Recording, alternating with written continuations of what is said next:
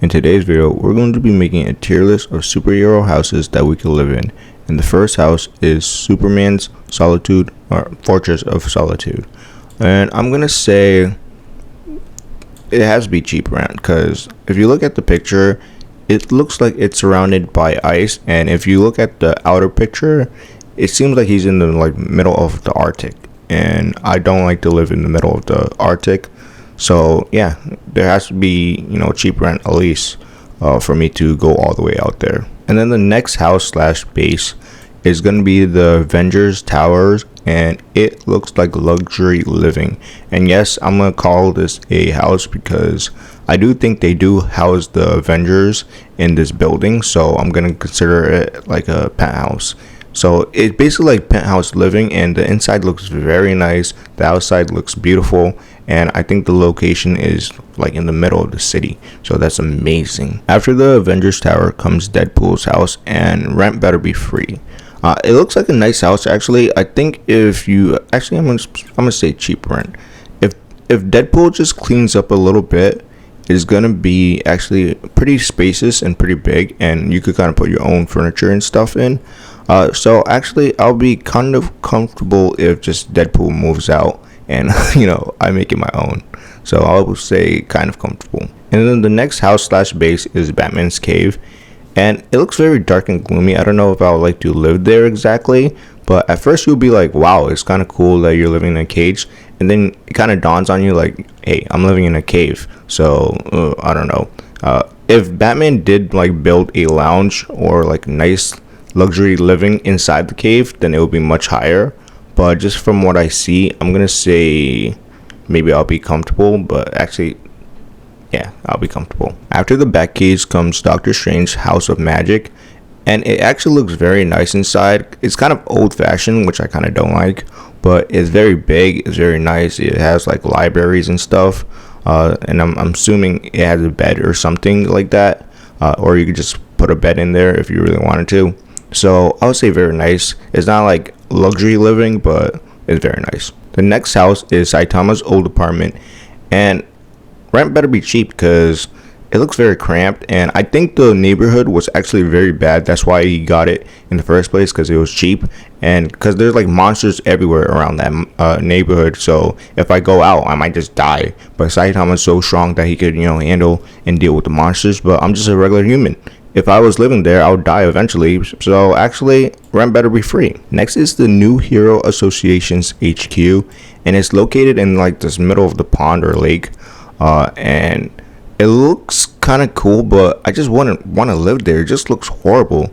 I know they have some nice areas inside, but it just looks horrible. I just wouldn't like there. And plus, the surrounding area, you can't really go out for a walk or go out for a drive, because the surrounding area is just desert, and who wants to live in there? Who wants to live near a desert and stuff like that? No, I don't want to.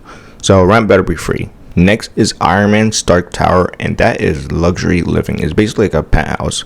It's similar to the Avengers Tower, but I think it's a bit better because Tony Stark is a billionaire, and he basically designed Avengers Tower also. So this tower looks phenomenal outside, and it looks so good in the inside, and it has so much technology, and it's close to the city also. So I'm basically living in luxury. Yeah. After Stark's Tower comes Spider-Man's apartment, and it looks like the rent's already cheap, but they are in New York City, so probably the rent is probably not cheap. But I would not want to live there. It looks very cramped. It looks very small. I'm guessing it's probably a 1 bedroom, 1 bath, 1 kitchen, and that's just I don't like super cramped apartments like this. So it has to be cheap rent, but maybe it's in the middle of near downtown New York, so that's good. Next is the X-Men Mansion. I think it's called X Mansion. I don't know who came up with the name with that, but it's whatever. But they do house some of the students inside the mansion, so I'm gonna count it. I'm gonna say kind of comfortable. The only thing is, who wants to live around a bunch of people? I don't like living around a bunch of people in the same house. If it was just me living in that mansion by myself, it will be much higher. But I'm guessing, there's going to be a bunch of people living in this house, and that's just going to be a problem for me. after the X-Men mansion comes Thor's castle in Asgard. And if I actually get to like live and own the castle, basically, it'll be like very luxury, actually very nice, because I don't know how the technology is there. Granted, I did see some technology, but it's not like Tony Stark level. But I'll say very nice living. Granted, I'll kind of feel homesick or home planet sick because it's on an entire different realm slash planet. So I would kind of want to go back, to Earth and stuff. So it'll be kind of comfortable for me, but I would want to go back home eventually. After Thor's castle comes Iron Man's regular home, and it looks very nice. I love the decor or whatever. The inside looks comfortable. I don't know exactly where it is or where it's located, but I know Iron Man lives in Manhattan or somewhere around there. No, it was Long Island. So it's not too far off, and the inside looks beautiful. I think I would get real comfortable just living in this house. And the last house on the list is Saitama's new house in the New Hero Association. So yeah, it's gonna have to be like free rent, basically. I mean, it's better than his old apartment. Granted, it's not in like a dangerous area, but who wants to live in here? Look at this. It's like surrounded by nothing. I mean, granted, look, if you look at his new apartment, it does look like way bigger and way better than his old one. Granted, he doesn't have like an outside. Well, technically, they do have gyms and other stuff you could do, so it is way better than his old one.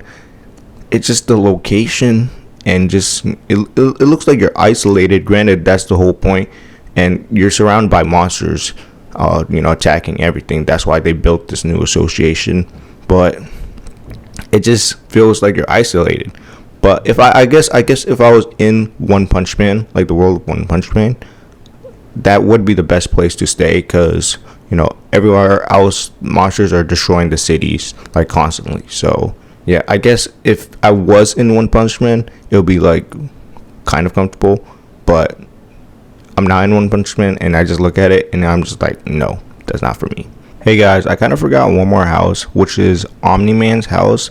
And I think his house is kind of like a mansion or just a regular house, but it's actually very nice. And it has upstairs and downstairs, and it has a kitchen, it has separate bedrooms. I'm guessing it's a 3-bedroom, maybe 1 or 2 kitchen house, maybe 4 bedrooms. But it's very nice. It has a backyard. So yeah, I forgot that one, but I'm gonna rank it in very nice. Just imagine I would rank it right there. But that's the video, guys. Let me know your opinions in the comment section below. If you like this video, like and subscribe. And I'm out of here. Peace.